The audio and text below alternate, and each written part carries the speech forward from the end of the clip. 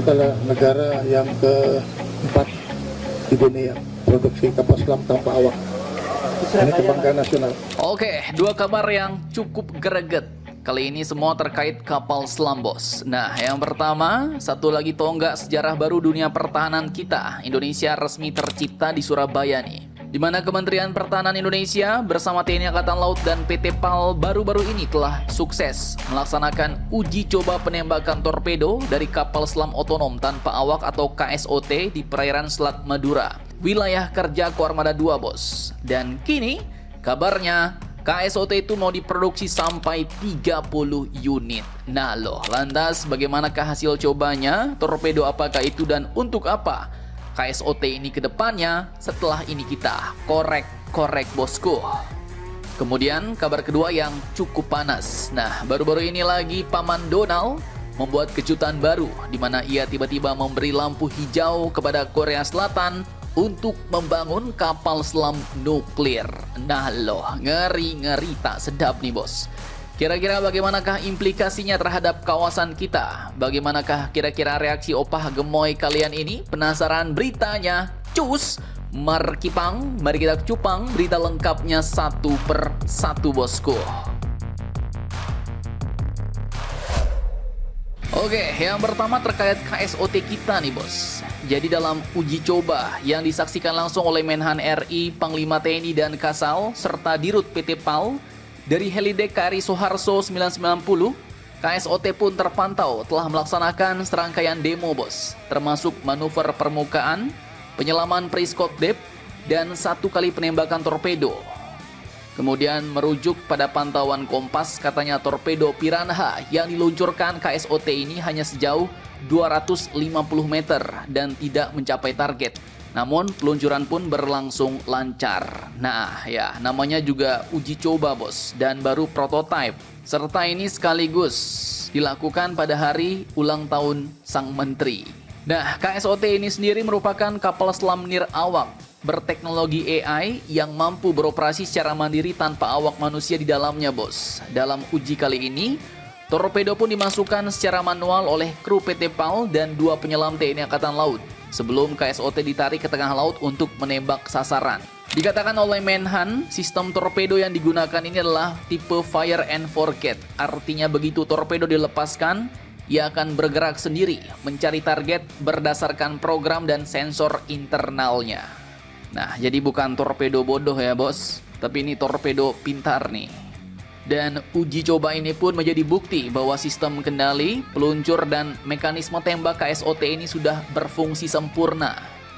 Kemudian menurut Kasal Laksamana Muhammad Ali, ini tinggal tahap penyempurnaan sensor dan integrasi AI agar kapal ini bisa sepenuhnya otonom, bos. Jadi nggak cuma bisa nembak, tapi juga bisa bernavigasi, menghindar, dan menyerang sasaran bawah laut dengan kecerdasan buatan. Dan dengan keberhasilan ini, Menhan RI Bapak Safri Samsudin pun menegaskan bahwa Indonesia kini katanya resmi menjadi negara keempat di dunia yang berhasil mengembangkan kapal selam otonom setelah Amerika, Rusia, dan juga Tiongkok. Ini merupakan sebuah lompatan besar bagi alutsista Laut Nusantara dan kini rencananya lagi KSOT ini pun bakal diproduksi massal sampai 30 unit, bos. Nah loh, untuk dimana sajakah itu? Apakah nanti fungsinya? Oke, jadi setelah sukses dengan uji coba KSOT 002, Kementerian Pertahanan Indonesia pun langsung tancap gas nih, bos. Menhan Safri Samsudin menargetkan pada tahun 2026, Indonesia sudah memiliki 30 unit kapal selam otonom tanpa awak yang semuanya diproduksi oleh PT PAL Indonesia dengan supervisi penuh dari TNI Angkatan Laut. Jumlah itu pun bukan angka sembarangan, bos. Menhan menegaskan bahwa 30 kapal selam ini nantinya akan disebar di berbagai choke point strategis, yaitu di jalur sempit dan vital di perairan nasional. Ini mungkin seperti di Selat Malaka, Selat Sunda, Lombok, Makassar, hingga Laut Timur dan perairan Maluku, bos. Dan tujuannya jelas, untuk menciptakan lapisan pengamanan bawah laut permanen di titik-titik rawan infiltrasi, penyelundupan, maupun potensi ancaman militer asing. Dengan sifatnya yang nirawak dan ber-AI, KSOT ini pun bisa beroperasi lebih lama tanpa resiko bagi personel, serta jauh lebih efisien dari sisi biaya dan waktu, bos. Ia dapat melakukan patroli, deteksi, pengintaian, hingga penyerangan terbatas dengan torpedo, sekaligus mengirimkan data ke Pusat Kendali Autonomous Submarine Command Center atau ACC.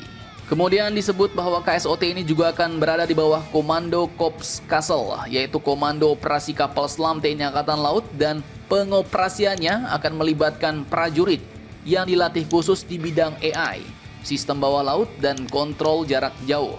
Dirut PT PAL, Bapak Korodin Jenot memastikan bahwa pihaknya kini siap memproduksi massal seluruh 30 unit KSOT pada tahun depan.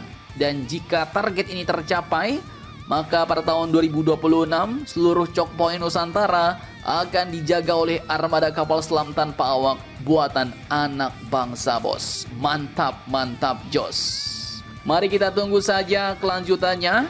Apakah KSOT ini akan benar-benar menjaga seluruh wilayah perairan Indonesia?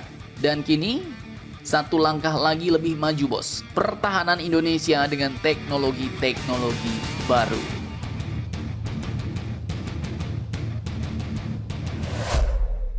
Oke, kemudian lanjut ke kabar besar dan cukup mengejutkan. Kini juga datang dari Semenanjung Korea. Jadi admin kutip dari beberapa sumber berita berikut.